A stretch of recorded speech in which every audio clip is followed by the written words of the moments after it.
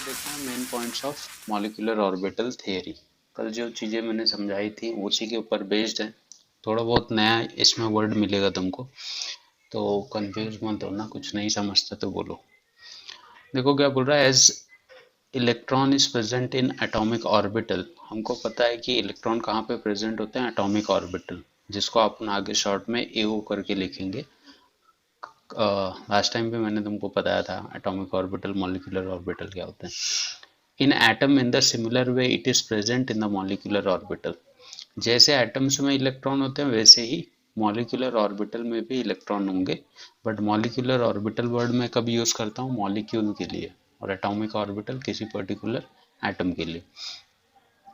Atomic orbital named as, कल ही बताया था मैंने, एटॉमिक ऑर्बिटल को हम लोग एसपीडीएफ में क्लासिफाई करते हैं, जबकि मॉलिक्यूलर ऑर्बिटल को सिग्मा पाई और इसमें डेल्टा में।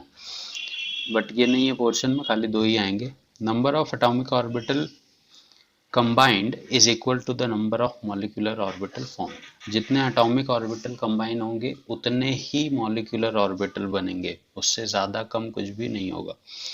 Molecular orbital are formed by linear combination of atomic orbital. ठीक है, मॉलिक्यूलर ऑर्बिटल कब बनेगा, जब दो एटॉमिक ऑर्बिटल, देख कल देख रहे थे, एक में इस साइड ऐसे ड्रॉ करके बना रहा था, उसी के जस्ट सामने दूसरा में बना रहा था, एक लाइन में, खाली बीच में जगह बच रहा था। ठीक है, उसी को अपन बोलते हैं linear combination of atomic orbital.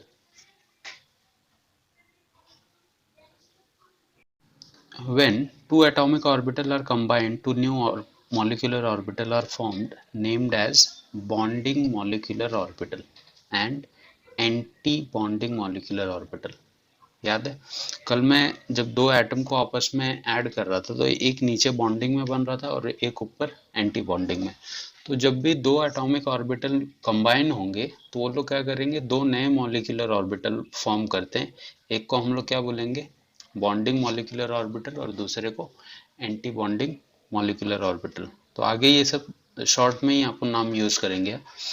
Next, bonding molecular orbital has less energy and more stability than atomic orbital, while anti-bonding molecular orbital has high energy and less stability। जो बॉन्डिंग में इलेक्ट्रॉन आते हैं क्या होते हैं, ज़्यादा स्टेबल होते हैं क्योंकि बॉन्ड बनाते हैं। ऊपर वाले क्या होते हैं, लेस स्टेबल होते हैं क्योंकि एंटी बॉन्डिंग में होते हैं। ठीक है, उनकी एनर्जी कम होती है। Electrons are filled in molecular orbital according to of Pauli's and Hund's rule. ठीक है, इलेक्ट्रॉन जब हम लोग फिल करेंगे तो नॉर्मली हर एक रूल को फॉलो करता है वो। ठीक है, और ज़्यादा करके हुंड्स रूल को। क्या है हुंड्स रूल, किसी को पता है?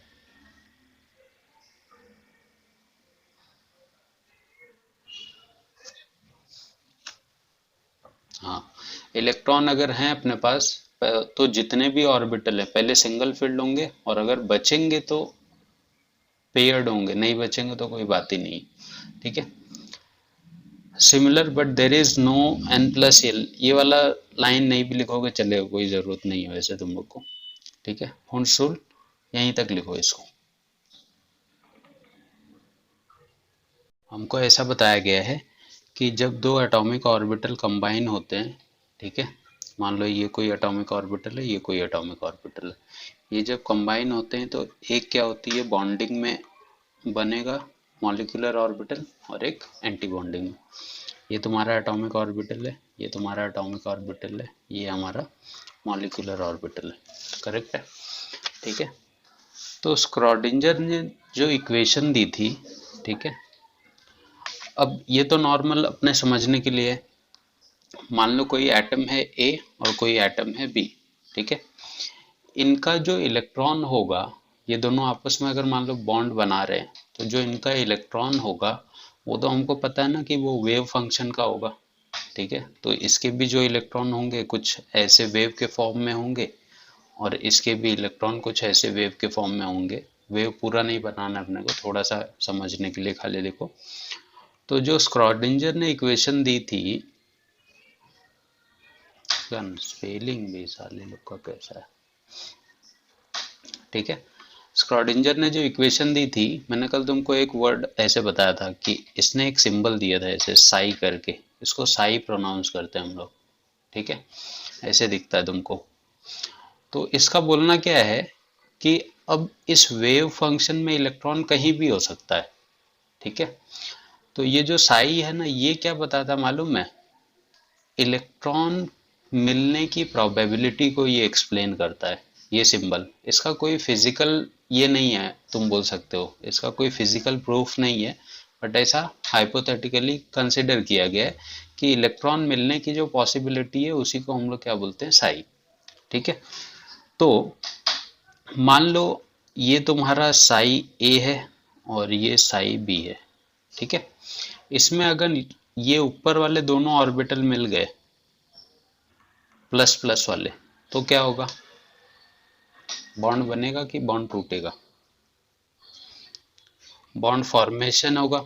बट अगर इसका अपोजिट और इसका ये आपस में कंबाइन हो गए तो क्या हो जाएगा, बॉन्ड बॉन्ड ब्रेक होगा, ठीक है। तो हमारे पास दो ही पॉसिबिलिटी, ये चीजें मैंने तुमको भी पहले भी बताई है। तो स्क्रॉडिंजर ने क्या किया था कि मान लो ये finding the probability of finding an electron, इसका सिंबल ऐसे उसने रिप्रेजेंट किया था, और इसको हम लोग ऐसे रिप्रेजेंट करते हैं स्क्वायर के फॉर्म में, ठीक है।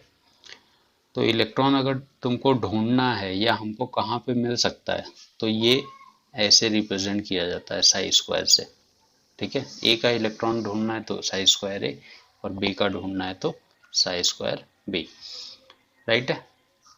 तो अब देखो होता क्या है कि जैसे मान लो साई स्क्वायर ए और साई स्क्वायर बी आपस में नजदीक आ गए बॉन्ड बनाने के लिए, तो इसको हम लोग ऐसे लिख सकते हैं ना, साई ए प्लस साई बी का होल स्क्वायर, ठीक है। इसके ऊपर तुमको कोई क्वेश्चन नहीं पूछेगा, बट इसको ध्यान में रखो, ऐसे पूछ सकते हैं अपने को, क्लियर है।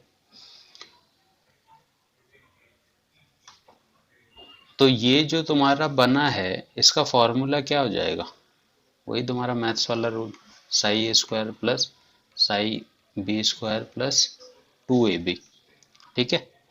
तो इसका मतलब ये कि जब ये दोनों ऑर्बिटल नजदीक आ रहे हैं तो इक्वेशन तो वही है फाइनली मेरे पास, लेकिन मेरे को एक वैल्यू बढ़ के मिल रही है। एक वैल्यू बढ़ के मिलने का क्या मतलब है मालूम है, जब ऑर्बिटल नजदीक आएंगे तो उनकी इलेक्ट्रॉन डेंसिटी क्या हो जाएगी, बढ़ जाएगी, ठीक है, इसके वजह से। और इसी को अगर मैं ऐसे लिख दूं तो साई स्क्वायर ए माइनस साई स्क्वायर बी, इसका जब तुम फॉर्मूला करोगे तो मिलना तो तुमको वही है फाइनली, ये वाला फॉर्मूला, बट ये 2ab कैसे मिलेगा, माइनस 2ab के फॉर्म में मिलेगा। तो ये तुम्हारा केस किसका है, इलेक्ट्रॉन डेंसिटी बढ़ रही है, इसका मतलब बॉन्डिंग हो रही है या एंटी बॉन्डिंग हो रही है। इलेक्ट्रॉन डेंसिटी बढ़ने का क्या मतलब है, इसका एक इलेक्ट्रॉन नजदीक आ गए होंगे, तभी तो इलेक्ट्रॉन की डेंसिटी बढ़ गई है, राइट है। इसका मतलब ये केस किसका है, बॉन्डिंग का। और इलेक्ट्रॉन डेंसिटी कम हो रही है, इसका मतलब इलेक्ट्रॉन दूर भाग रहे हैं एक दूसरे से, मतलब वहां पे बॉन्ड नहीं बन रहा है, दैट इज एंटी बॉन्डिंग। समझा ये कॉन्सेप्ट, ठीक है। तो जब भी देखो सिंपल सा, साई ए और साई बी आपस में नजदीक आके एक मॉलिक्यूलर ऑर्बिटल जब बनाएंगे ये, तो इनके बीच में दो पॉसिबिलिटी होगी, क्या, साई ए ऐड हो सकता है साई बी से, और साई ए माइनस भी हो सकता है, ठीक है। अगर प्लस हो गया तो मैं इसको क्या बोलूंगा, साई ए प्लस साई बी, बॉन्डिंग या एंटी बॉन्डिंग, बॉन्डिंग, ठीक है। बट अगर यही चीज माइनस हो गई तो मैं इसको क्या बोलूंगा, एंटी बॉन्डिंग। क्लियर है सबको ये कॉन्सेप्ट, इसके ऊपर तुमको क्वेश्चन नहीं आएंगे बट समझ के रखो, ठीक है, समझा। अब देखो ये जो लीनियर, अभी मैंने थोड़ा टाइम पहले तुमको ये वर्ड बताया था, लिखा था ना तुम लोग ने शॉर्ट में, दिख रहा है क्या इतने पे, नहीं,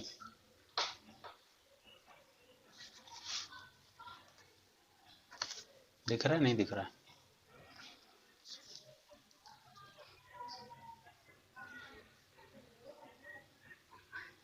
ठीक है। अभी देखो, two atomic orbital A and B has two different wave function that is psi A and psi B. ये दोनों जब मॉलिक्यूलर ऑर्बिटल बनाएंगे तो इनके बीच में दो पॉसिबिलिटी हो सकती है, एक ये ऐड हो सकते हैं, दूसरा माइनस हो सकते हैं। तो जो बॉन्डिंग वाला है ना, उसको अपन केमिस्ट्री के लैंग्वेज में कंस्ट्रक्टिव इंटरफेस बोलते हैं, और जो एंटी बॉन्डिंग वाला केस है उसको हम लोग डिस्ट्रक्टिव बोलते हैं। ठीक है, बॉन्ड बन रहे हैं तो कंस्ट्रक्टिव, नहीं बन रहे तो डिस्ट्रक्टिव। इलेक्ट्रॉन की प्रोबेबिलिटी मैंने भी बताई, जब इनका स्क्वायर करोगे तो तुमको एक नई वैल्यू मिलेगी। इसका मतलब क्या होगा, इंक्रीज ऑफ इलेक्ट्रॉन डेंसिटी। ठीक है, और यही अगर माइनस में होता तो एंटी बॉन्डिंग का केस होता, वहां पे इलेक्ट्रॉन की डेंसिटी कम हो जाती। अब देखो, bonding molecular orbital it is formed by constructive interface. मैंने तुमको बताया it has lower energy and more stability as compare to anti bonding वाले ऑर्बिटल से। It increases electron density in the region between the two nucleus due to which stability increases. Electron की density ये क्या कर देता है, bonding molecular वाला बढ़ा देता है। ठीक है, इलेक्ट्रॉन की डेंसिटी बढ़ जाएगी तभी हमको समझ में आता है कि बॉन्ड बन रहा है। इलेक्ट्रॉन की डेंसिटी कम हो जाएगी मतलब बॉन्ड ब्रेक हो रहा है। Electron present in bonding molecular orbital leads to attraction that is more stability. Bond बनता है तो हमको पता चलता है कि मॉलिक्यूल की स्टेबिलिटी क्या हो रही है, बढ़ रही है। इट मे और may not have nodes. Nodes word मैं तुमको आगे बताऊंगा, खाली ये चीजें अभी लिख लो, नोड्स क्या होता है। और ये डायग्राम बना लेना, इसको थोड़ा सा बड़ा बनाना। ये ए का है, ये बी का है। इलेक्ट्रॉन डेंसिटी बढ़ेगी मतलब ये वाले लोब्स का साइज क्या हो जाएगा, थोड़ा सा बढ़ जाएगा। तो यहाँ पे लगभग मैंने थोड़ा ही बड़ा बनाया है, तुम लोग थोड़ा सा और इंक्रीज करके बनाना, तो समझ में आएगा कि इलेक्ट्रॉन की डेंसिटी क्या हो गई है, बढ़ गई है। ठीक है, समझा। अगर इसको ग्राफिकली मैं रिप्रेजेंट करूं, ठीक है, तो मान लो ये तुम्हारा हम लोग बॉन्डिंग मॉलिक्यूलर ऑर्बिटल के लिए बना रहे हैं। ठीक है, ध्यान से देखना, कंफ्यूजिंग है थोड़ा सा ग्राफ। ये मैं बोल दूं साई है, ठीक है, जहाँ पे तुम इलेक्ट्रॉन की डेंसिटी चेक कर सकते हो। मॉलिक्यूलर वैलेंस बॉन्ड थ्योरी में तुम लोग को याद है, वैलेंस बॉन्ड थ्योरी क्या बोलती है कि जो बॉन्ड होता है वो ऑर्बिटल के ओवरलैप से बनता है। और मान लो ये इसका पहले एटम का ऑर्बिटल है और ये दूसरे एटम का ऑर्बिटल है, तो ये जो ओवरलैपिंग होगी ये इसी को हम लोग क्या बोलते हैं, बॉन्ड बोलते हैं। ठीक है, तो अगर इस चीज को मैं ग्राफिकली रिप्रेजेंट करूं तो मान लो कि ये ए वाले एटम का लोब है, ठीक है, जिसको अपन साई बोल देते हैं, और इसी पे हल्का सा ओवरलैप करेगा कौन, बी वाला। ठीक है, ये साई बी है तुम्हारा, और यहाँ पे जो ओवरलैपिंग हुई है इनके बीच में, यही एक्सप्लेन करता है कौन तुमको, valence bond theory, that is overlapping. ठीक है, बट मॉलिक्यूलर ऑर्बिटल थ्योरी क्या बोलता है जानते हो, कि इनके बीच में ऐसे ओवरलैपिंग नहीं होती है। इनकी क्या हो जाती है, इलेक्ट्रॉन डेंसिटी ही उतने जगह पे क्या हो जाती है, बढ़ जाती है। बढ़ने का मतलब क्या है मालूम है, यहाँ से ए वाला चालू तो हो रहा है, ठीक है, यहाँ से जा रहा है ऊपर ऊपर, और यहाँ से क्या हो जा रहा है, बी वाला आ जा रहा है। तो अगर मैं according to molecular orbital theory देखूं, ठीक है, तो पहले क्या हुआ था, इतने सी जगह पे ओवरलैपिंग हो रही थी, इसी को वैलेंस बॉन्ड थ्योरी ने क्या नाम दिया था, overlapping. But molecular orbital theory का बोलना क्या है, कि इतने पूरे स्पेस में क्या हो जाएगा, इलेक्ट्रॉन की डेंसिटी बढ़ जाएगी। मतलब ये तुमको ऐसे नहीं दिखेगा, ये हमको ऐसे दिखेगा एटम। समझा, इसने ओवरलैपिंग को देखो ऐसे समझाया था, जबकि मॉलिक्यूलर ऑर्बिटल क्या बोलती है, ये स्पेस में पूरा इलेक्ट्रॉन की डेंसिटी बढ़ जाएगी। तो तुमको देखने पे ऐसा नहीं लगेगा कि दो अलग अलग एटम है, ऐसा लगेगा कि पूरा एक क्या है, ऐसे मॉलिक्यूल है। मतलब एक ये सर्कल, दूसरा ये सर्कल, इनकी इलेक्ट्रॉन डेंसिटी बढ़ने से तुमको ये ऐसे दिखने लगेंगे, यहाँ पे एडिशन। जबकि ये देखो ऐसे डायग्राम में बना गया। समझा क्या बोल रहा हूँ मैं? ठीक है, इसी को बोलते हैं हम लोग इलेक्ट्रॉन डेंसिटी। इलेक्ट्रॉन डेंसिटी बढ़ जाती है दो एटम के बीच में, तो इसी चीज को हम लोग बोलते हैं मॉलिक्यूलर ऑर्बिटल। समझा? तुम ऐसे भी ड्रॉ कर सकते हो। ये किसका डायग्राम है? तुम्हारा वीबीटी का, कि यहाँ पे क्या हो रही है? ओवरलैपिंग। ठीक है, ये साई ए और ये साई बी, ये इसका न्यूक्लियस, ये इसका nucleus. But molecular orbital theory कैसे एक्सप्लेन करता है इसी चीज को, कि इन दोनों एटम में डेंसिटी इतनी बढ़ चुकी है, ठीक है, राइट। तो इतने स्पेस में कहीं भी इलेक्ट्रॉन हो सकते हैं दोनों, ये इसका न्यूक्लियस और ये इसका न्यूक्लियस। समझा अभी फर्क क्या है दोनों में? नोड्स का मतलब क्या होता है? मैंने तुमको क्या बोला कि यहाँ पे ओवरलैपिंग हो गई, यहाँ पे ओवरलैपिंग हो गई। ये दोनों क्या बना रहे हैं? बॉन्ड बना रहे हैं, ठीक है। ये दोनों डायग्राम किसके हैं? बॉन्ड फॉर्मेशन के। बट अगर मैं तुमको बोला कि डेल्टा ए माइनस ये साई ए माइनस साई बी का मेरे को ग्राफिकल रिप्रेजेंटेशन दो, तो मैं कैसे बनाऊंगा मालूम है? इनके बीच में बॉन्ड तो बन नहीं रहा है, मतलब ओवरलैपिंग नहीं होगी, ठीक है। तो ये साई ए का एटम होगा, यहाँ पे इसका न्यूक्लियस, और यहाँ पे खाली स्पेस होगी, और यहाँ पे आ जाएगा साई बी। अब ये देख के मेरे को समझ में आ रहा है ना कि ये दोनों ऑर्बिटल अलग अलग है, इसका मतलब इनके बीच में बॉन्डिंग हो रही है क्या? नहीं हो रही है, ठीक है। अगर बॉन्डिंग होती तो ये डायग्राम मेरे को इस फॉर्मेट में दिखता अकॉर्डिंग टू वीबीटी, और मॉलिक्यूलर ऑर्बिटल के हिसाब से ऐसा दिखना चाहिए था। बट यहाँ पे तो ओवरलैपिंग हो ही नहीं रही है, मतलब ये ग्राफ मैंने किसका बनाया है? एंटी बॉन्डिंग का, राइट है। ये जो खाली स्पेस बचती है ना, इसी को हम लोग बोलते हैं नोट्स। समझा सबको? नोट्स क्या होते हैं? और नोट्स किस में दिखेगा तुमको? सिर्फ नोट्स हमको कहाँ पे दिखेंगे? Anti bonding. बॉन्डिंग में तुमको नोट्स नहीं दिखेंगे। क्लियर है सबको?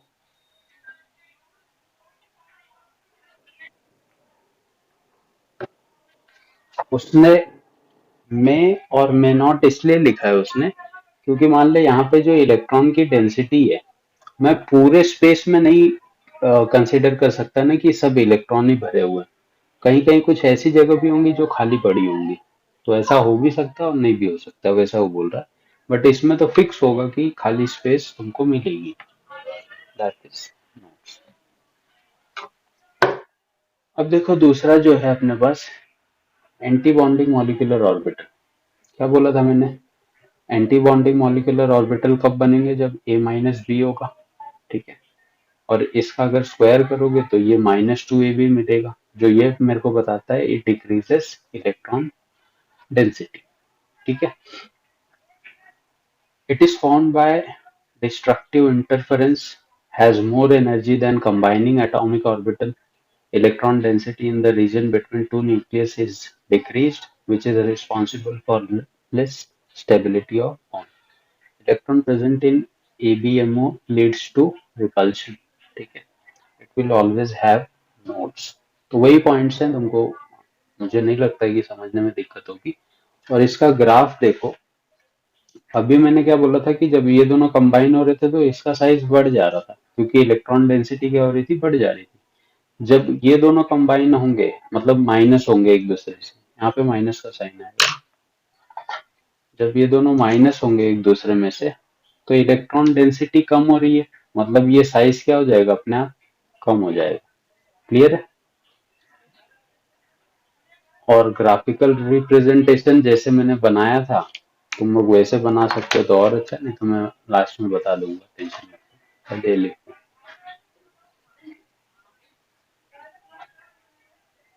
हो जाएगा ना? ग्राफिकल रिप्रेजेंटेशन अगर मैं वैलेंस बॉन्ड थ्योरी के हिसाब से देखूं इसका, एंटी बॉन्डिंग के लिए है, कि जहां पे बॉन्ड नहीं बन रहा है, पीवीटी क्या बोलती है कि अगर एलिमेंट में बॉन्ड नहीं बनता है तो उसका ग्राफ मेरे को कैसे दिखेगा? ऐसे कि इनके बीच में रिपल्शन हो रहा है और बॉन्ड नहीं बन रहा है, ओवरलैपिंग नहीं हो रही है, ठीक है। बट यही अगर मैं एमओटी से रिप्रेजेंट करूँ तो मैंने क्या बोला अभी, कि इसके इलेक्ट्रॉन, मान लो ये ए का न्यूक्लियस है, ये बी का न्यूक्लियस है, ठीक है। तो इसका इलेक्ट्रॉन अगर इनके बीच में बॉन्ड नहीं बन रहा है तो ए के इलेक्ट्रॉन और बी के इलेक्ट्रॉन क्या करेंगे, रिपल्शन करेंगे, जिसकी वजह से इनके बीच में कुछ खाली स्पेस बच जाएगी और इसी खाली स्पेस को हम लोग क्या बोलते हैं, नोड्स, ठीक है। तुमको कंबाइन करके बनाना है तो कंबाइन करके भी बना सकते हो दोनों डायग्राम को ऐसे, ठीक है। ये हो गया तुम्हारा वीबीटी का रिप्रेजेंटेशन, राइट। और इसका कैसे होगा, थोड़ा सा गैप दे के बनाओगे, अलग अलग ही बनाओ, रहने दो ज्यादा बेटर है। ये मोटी का रिप्रेजेंटेशन, ठीक है। तो यहाँ पे एक नोड्स करके वर्ड इंट्रोड्यूस किया था मॉलिक्यूलर ऑर्बिटल थ्योरी में, कि जहाँ पे बॉन्डिंग नहीं होती उनके बीच में गैप्स आ जाते हैं ऑर्बिटल के बीच में। Conditions for combining atomic orbital, atomic orbital कौन कौन सी कंडीशन में कंबाइन कर सकते हैं, और the formation of molecular orbital. Combining atomic orbitals should have same or nearly same energy.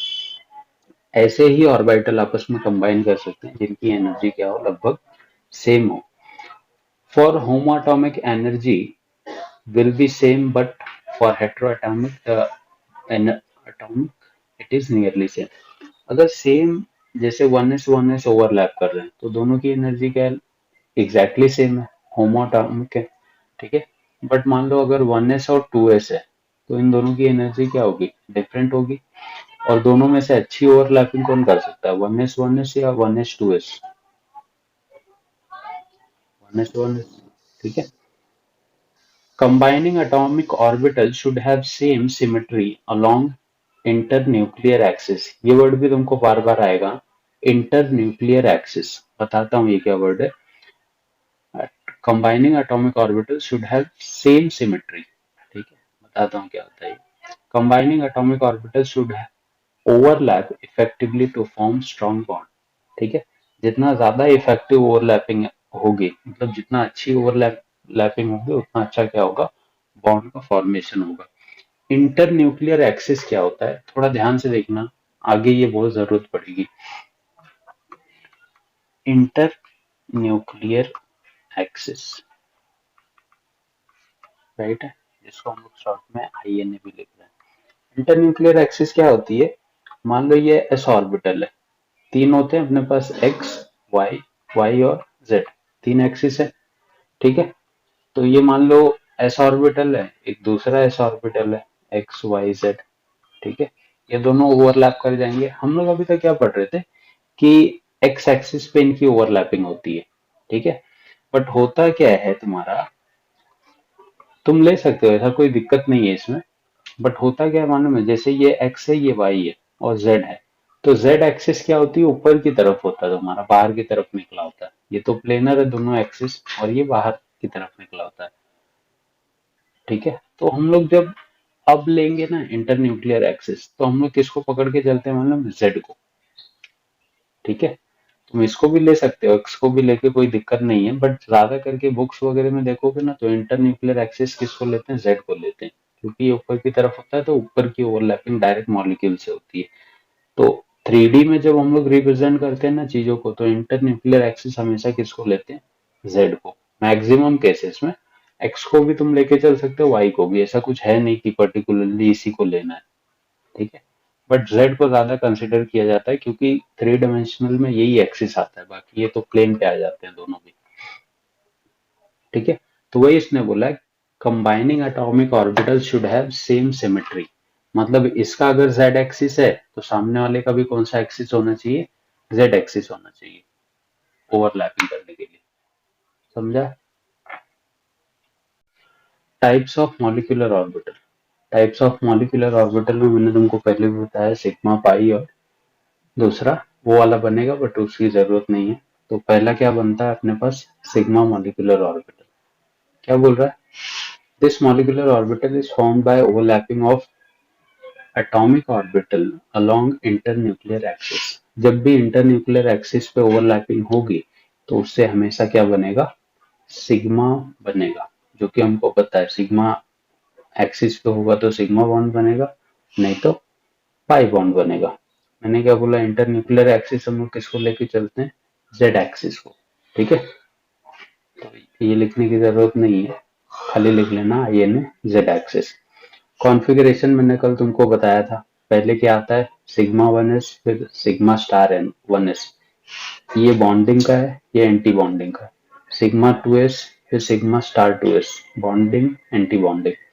फिर अगर मैंने Z को इंटरन्यूक्लियर एक्सिस लिया है तो मेरा सिग्मा बॉन्ड किस पे बनेगा, P वाले में, Z पे बनेगा ना। तो देखो, sigma two P Z, sigma star two P Z, ये बॉन्डिंग और ये एंटी बॉन्डिंग। ये वाला समझा क्या कॉन्सेप्ट, इसको मैं क्यों सिग्मा ले रहा हूँ जेड वाले को।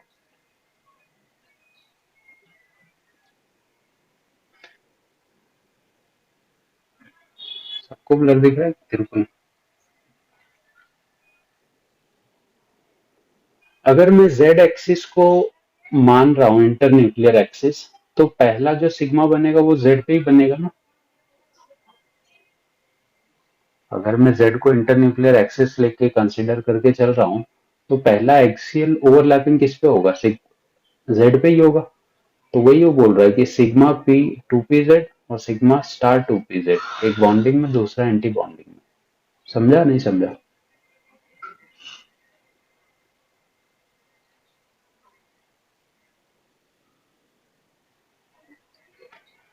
अरे भाई, अगर मैं बोलूं कि मेरे पास एक ऑर्बिटल है ऐसे पी का, पी के तीन ऑर्बिटल इस पे हैं, ठीक है, मैं बोलूं ये जेड एक्सिस है, ये एक्स है और ये वाई है, ये इसका जेड है, ये एक्स है और ये वाई है, तो इसमें सिग्मा बॉन्ड कौन बनाएगा, जेड वाला ही बनाएगा ना, क्योंकि यही तो अब एक्सिस पे ओवरलैप कर सकता है। ये दोनों कैसे करेंगे, पैरेलल करेंगे। तो वही तो उसने भी बोला है, क्या तुम लोग इंग्लिश समझ नहीं पाते, क्या बोल रहा है वो, कि वो इंटरन्यूक्लियर एक्सिस किसको कंसिडर कर रहा है, जेड एक्सिस को। तो पी पे जो सिग्मा बॉन्ड बनेगा वो भी किससे बनेगा, पीजेड से ही बनेगा ना। अभी समझा, सिग्मा टू पीजेड और उसकी एंटी बॉन्डिंग क्या हो जाएगी, सिग्मा स्टार टू पीजेड। ठीक।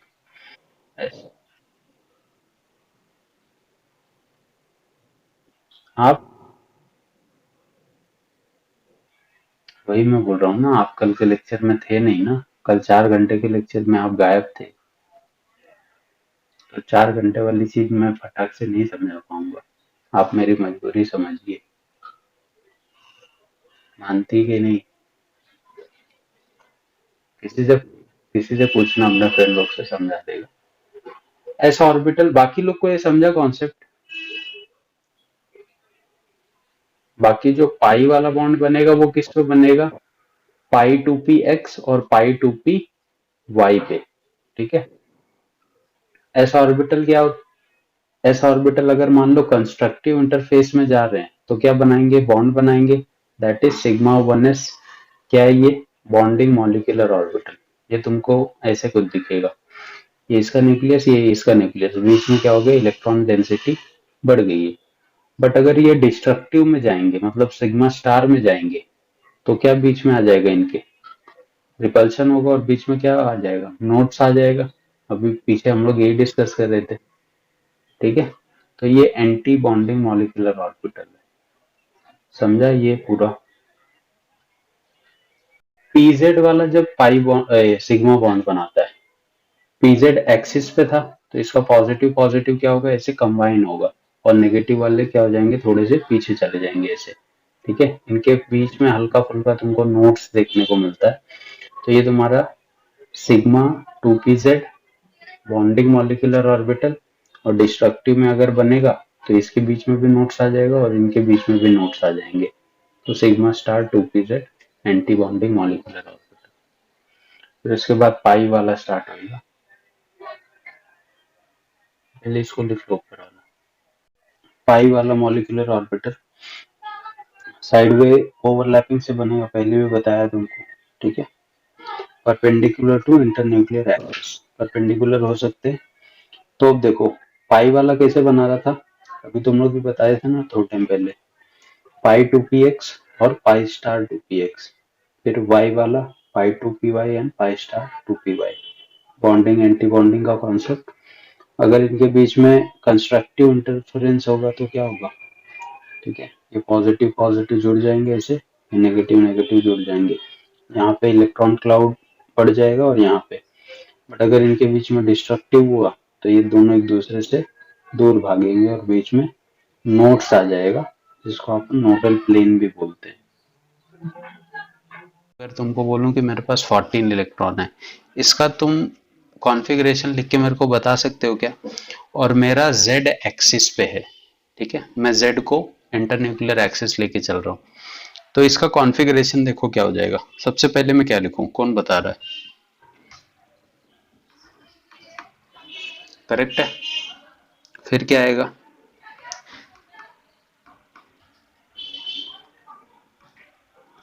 राइट है। ये पहला ऑर्बिटल हो गया मेरा।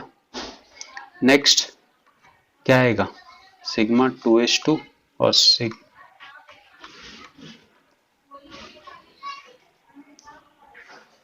14 इलेक्ट्रॉन का कॉन्फ़िगरेशन करके आएगा 1s2 2s2 2p। क्या 14 इलेक्ट्रॉन बोलने का मतलब मेरे पास टोटल 14 इलेक्ट्रॉन, मतलब दो, हम लोग मॉलिक्यूल की बात कर रहे हैं ना, और मॉलिक्यूल मतलब क्या होगा, दो नाइट्रोजन के मॉलिक्यूल होंगे, एक ये दूसरा ये, इसका भी 7 होगा, इसका भी 7 होगा, समझा ना? ऐसा कॉन्फ़िगरेशन तुम लोग मॉलिक्यूल का लिखते हो ना। अब देखो चलो, 1s का भी पार्ट खत्म हो गया, 2s का भी पार्ट खत्म हो गया, अब आ रहे हैं 2p3 वाले। इसमें इंटरन्यूक्लियर एक्सिस मैंने किसको बोला, z है, ठीक है। तो सिग्मा किस पे बनाओगे तुम लोग? सिग्मा 2pz, राइट है, 2pz होगा ना, z एक्सिस इंटरन्यूक्लियर है, और आगे का क्या हो जाएगा?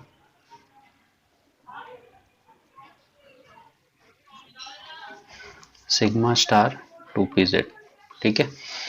अब तुम इस कॉन्फ़िगरेशन को ध्यान से देखो, नाइट्रोजन के दो मॉलिक्यूल है मेरे पास, मैं तुमको डायग्राम के हिसाब से बता रहा हूँ, और वही डायग्राम के हिसाब से तुमको याद रखना है। नाइट्रोजन है, ध्यान देना कैसे लिख रहा हूं मैं।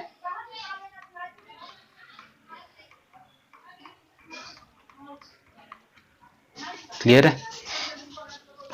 ये पहला ऑर्बिटल तुम्हारा, यहाँ पे सिग्मा, यहाँ पे सिग्मा स्टार, पहले कौन आ रहा है, 1s2 इसका और 1s2 इसका, तो 2 इलेक्ट्रॉन इसमें 2 इलेक्ट्रॉन इसमें, राइट है। फिर क्या आएगा, इसका 2s2s, तो इसका 2s2 और इसका 2s2, करेक्ट है। ये भी सिग्मा और ये भी सिग्मा स्टार। कॉन्फ़िगरेशन देखना ध्यान से, इन तीनों में मैंने क्या बोला, जो pz है वो क्या है तुम्हारा, इंटरन्यूक्लियर एक्सिस है, मतलब pz कौन सा बॉन्ड बनाएगा, सिग्मा, जबकि ये दोनों क्या बनाएंगे, पाई। तो इन दोनों की एनर्जी सेम होगी, है ना, जबकि सिग्मा की एनर्जी क्या होगी, अलग होगी। तो मैंने लास्ट टाइम भी तुमको बताया था कि पहले सिग्मा का बनेगा 1 2 3, 1 2 3, पहले एक बनेगा फिर दो बनते हैं, ऐसे याद है, ऐसे बनने वाला है डायग्राम अपना। ये किसका है, pz का, और ये क्या है, py pz px। ये क्या हो जाएगा, ये दोनों पाई बनाएंगे ना, और ये क्या बनाएगा, सिग्मा। ये दोनों क्या बनाएंगे, पाई स्टार px और पाई स्टार py, और ये क्या बनाएगा, sigma star z pz। Clear है? अब इसको देख के कॉन्फ़िगरेशन लिखो 14 इलेक्ट्रॉन के लिए। क्या लिखोगे, देखो सबसे पहले मेरा क्या आ रहा है, सिग्मा 1s2, फिर क्या आ रहा है, सिग्मा स्टार 1s2, समझा यहां तक? फिर क्या आ रहा है, सिग्मा 2s2, और फिर क्या आ रहा है, सिग्मा स्टार 2s2, करेक्ट। उसके बाद सिग्मा क्या 2p ना, सिग्मा 2p z,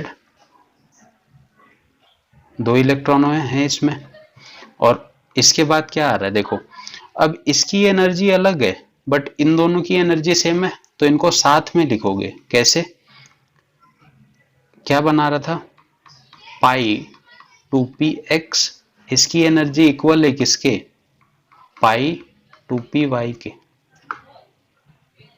ठीक है, इसके बाद किसका नंबर आ रहा है, पाई स्टार पाई स्टार, तो इसके आगे कॉन्फ़िगरेशन क्या होगा, पाई स्टार 2px, इसकी भी एनर्जी किसके इक्वल है, पाई स्टार 2py, और सबसे लास्ट में क्या आ रहा है, सिग्मा सिग्मा स्टार 2pz। ये कॉन्फ़िगरेशन किसको किसको नहीं समझा, खुशी को छोड़ के, क्योंकि वो लास्ट लेक्चर में नहीं थी।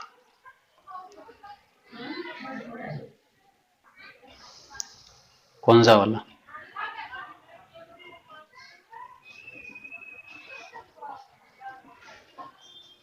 मैंने कुछ लिखा कहाँ पे, मैं खाली इसके अकॉर्डिंग जा रहा हूँ। पहले मेरा क्या आया था, सिग्मा 1s2, और इसकी एंटी बॉन्डिंग क्या है, सिग्मा स्टार 1s2।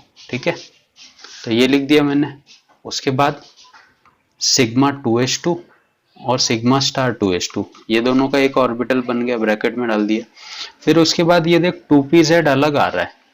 ठीक है, 2pz अलग आ रहा था, क्लियर है। फिर उसके बाद जब हम लोग इसमें गए तो ये भी पाई है और ये भी पाई है, दोनों की एनर्जी क्या इक्वल है, क्योंकि एक ही जगह पे आ रहे हैं दोनों आजू बाजू में, राइट। तो दोनों को हम लोग ने क्या कर दिया, इक्वल करके साथ में लिख दिया। इसके बाद किसका नंबर आ रहा है, पाई स्टार का, ये दोनों की भी एनर्जी सेम है, तो देख पाई स्टार को दोनों को साथ में लिख दिया इक्वल करके मैंने। और लास्ट में क्या आ रहा था, सिग, तो खाली मैं इसके अकॉर्डिंग जा रहा हूं, मैं कोई नई चीज नहीं ऐड कर रहा हूं यहाँ पे,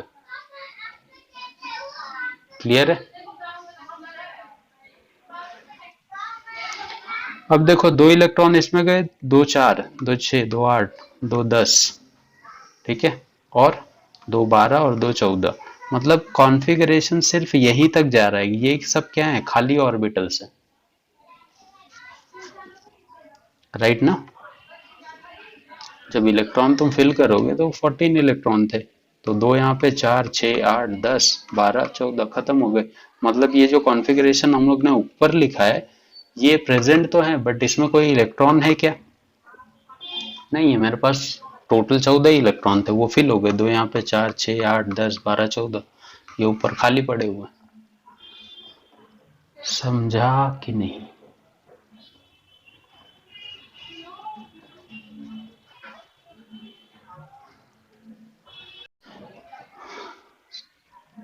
क्यों नहीं होगा रे, बॉन्डिंग छोड़, ऑर्बिटल लिख सकता हूँ कि नहीं। सबसे सबसे पहले क्या आ जाएगा, सिग्मा 1s2, फिर तुम ही लोग बताओ, ठीक है, sigma 1s2 sigma star 1s2, उसके बाद कौन आता है, सिग्मा 2s2, हाँ 2s2, उसके बाद कौन आता है z एक्सिस पे,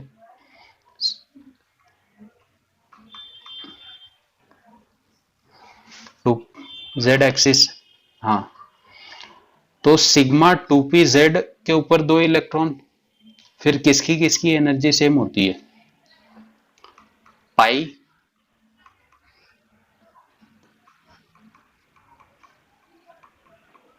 फिर क्या आएगा, फिर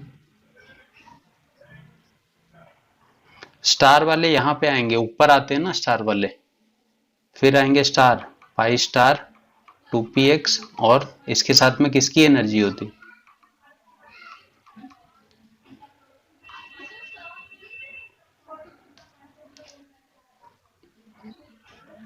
हाँ इधर भी दो आएगा, हाँ आएगा, बट ध्यान में रखो अपने पास बीसी इलेक्ट्रॉन है। और लास्ट में कौन आएगा, सिग्मा 2p, ऐसे लिख सकते हैं, करेक्ट है क्या ये कॉन्फ़िगरेशन। इलेक्ट्रॉन कितने 20 थे, 2 4 6 8 10 12 14 16 18 20, ये करेक्ट है यहां तक, समझा।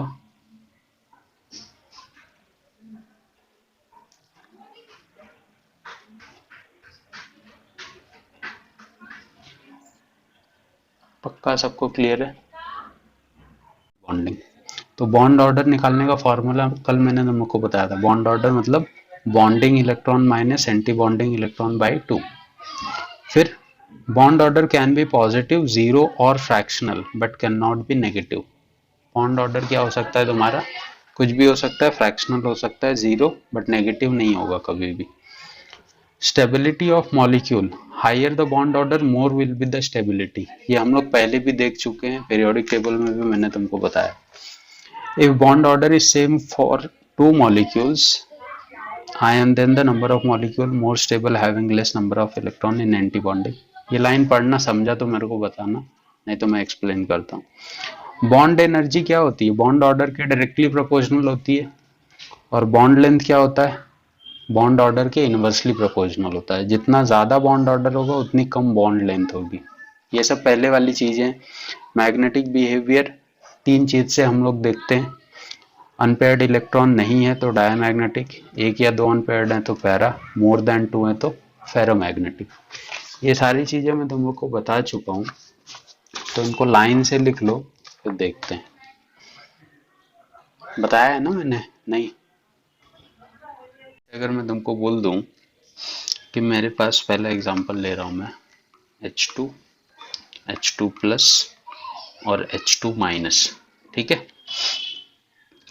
इन तीनों में स्टेबिलिटी ऑर्डर मेरे को बताओ, सबसे ज्यादा स्टेबल कौन है, और इन तीनों का मैग्नेटिक नेचर बताओ, ठीक है। मॉलिक्यूलर ऑर्बिटल थ्योरी तुमने पढ़ लिया है, तुमको डिसाइड करना है कि कौन से बॉन्ड की स्टेबिलिटी ज्यादा है। स्टेबिलिटी चेक करना है तो मैं सबसे पहले क्या निकालूंगा, बॉन्ड ऑर्डर।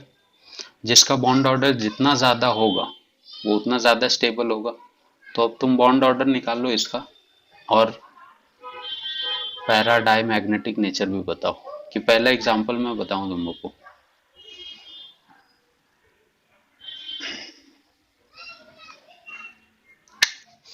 देख, हाँ देख, H2 है, H2 में कितने इलेक्ट्रॉन है, दो ही इलेक्ट्रॉन है, ठीक है। इसका मॉलिक्यूलर ऑर्बिटल कॉन्फ़िगरेशन लिख क्या आएगा, सिग्मा 1s2। आगे कुछ आएगा क्या इसके, नहीं। तो इसका बॉन्ड ऑर्डर कितना हो गया, bonding minus anti bonding, bonding में दो है, एंटी बॉन्डिंग में 0/2, बॉन्ड ऑर्डर कितना हो गया, 1 हो गया। H2 प्लस में कितने इलेक्ट्रॉन है, कोई बता सकता है मेरे को, एक इलेक्ट्रॉन है। एक इलेक्ट्रॉन का कॉन्फ़िगरेशन क्या होगा, सिग्मा 1s2, सिग्मा 1s1, ठीक है। बॉन्ड ऑर्डर क्या लिखोगे तुम लोग, बॉन्डिंग में एक इलेक्ट्रॉन और नॉन बॉन्डिंग में 0 2 0.5। H2 माइनस में कितने इलेक्ट्रॉन है, 3। कॉन्फ़िगरेशन लिखो, सिग्मा 1s2 और सिग्मा स्टार 1s1, राइट है, ठीक है। अब बॉन्ड ऑर्डर में बॉन्डिंग में कितने, 2, एंटी बॉन्डिंग में कितने, 1/2, क्या आ जाएगा 0.5। तो अब देख सबसे ज्यादा स्टेबल कौन हो गया,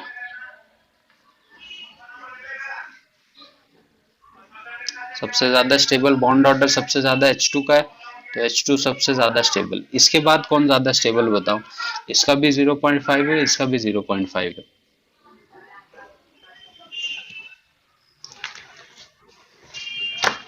ये वाले स्टेटमेंट देखो, यही एग्जांपल है उसका। If bond order is same of two molecules, then that molecule will be more stable having less number of electron in anti-bonding। अब दोनों का बॉन्ड ऑर्डर सेम है, लेकिन एंटी बॉन्डिंग में किसके पास कम इलेक्ट्रॉन है, इसके पास एंटी बॉन्डिंग में एक ही इलेक्ट्रॉन है, और इसके पास एंटी बॉन्डिंग में एक भी इलेक्ट्रॉन नहीं है, तो इन दोनों में ज्यादा स्टेबल कौन हुआ? H2 plus. और लास्ट में किसकी स्टेबिलिटी आएगी? H2 minus. किसी को डाउट है इसमें क्यों हुआ ऐसा? अब मेरे को बताओ पहले का मैग्नेटिक नेचर क्या है? पेयर पेयर्ड इलेक्ट्रॉन है तो क्या हो जाएगा? डायामैग्नेटिक। दूसरे का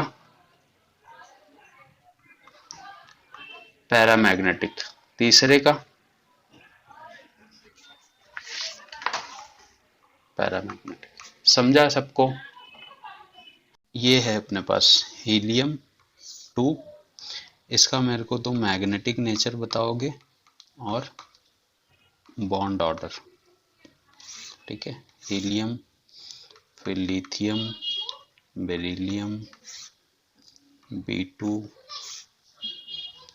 C2 और N2। कितना जन्म लगेगा वो बताओ सॉल्व करने में?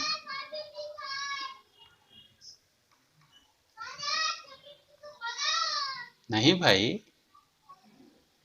आप होमवर्क कंसिडर कर सकते हो, लेकिन जो जॉब भी सॉल्व कर सकता है वो और अच्छी बात है। तो हीलियम डायामैग्नेटिक, ठीक है, बॉन्ड ऑर्डर 0, डाया 1।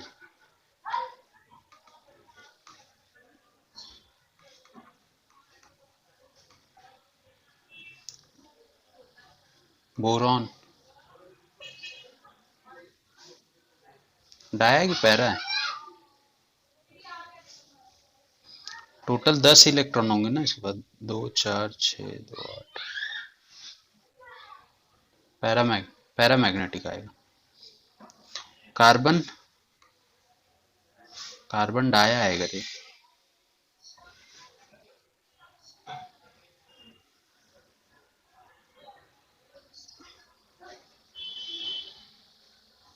हम्म,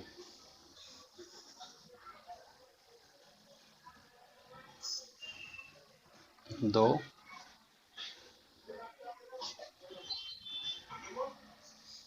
डाया आएगा रे ये,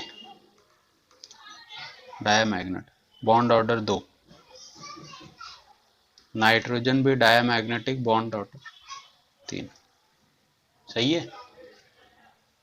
नाइट्रोजन का निकाल लो, ऑक्सीजन का मत करना, इसमें भी वो एक्सेप्शन काम में आएगा तो पागल हो जाओगे तुम लोग अभी फिलहाल। दूसरा, कार्बन मोनोऑक्साइड का निकाल सकते हो क्या? मैग्नेटिक प्रॉपर्टी, स्टेबिलिटी और बॉन्ड ऑर्डर। कुछ करना नहीं है। कार्बन के कितने इलेक्ट्रॉन? 6। ऑक्सीजन के कितने? 8। तो 14 इलेक्ट्रॉन ही है। वैसे ही कॉन्फ़िगरेशन करोगे नॉर्मली जैसे कर रहे हो, इलेक्ट्रॉन ऐड करके, ठीक है? और किसका कर सकते हो? हाँ, NO प्लस करके देख लेना एक बार, NO प्लस का बॉन्ड ऑर्डर या मैग्नेटिक नेचर क्या आता है। ये दोनों का भी निकाल लेना और सारे नाइट्रोजन का। ऑक्सीजन मत करो, अभी थोड़ा सा एक्सेप्शन है इसमें।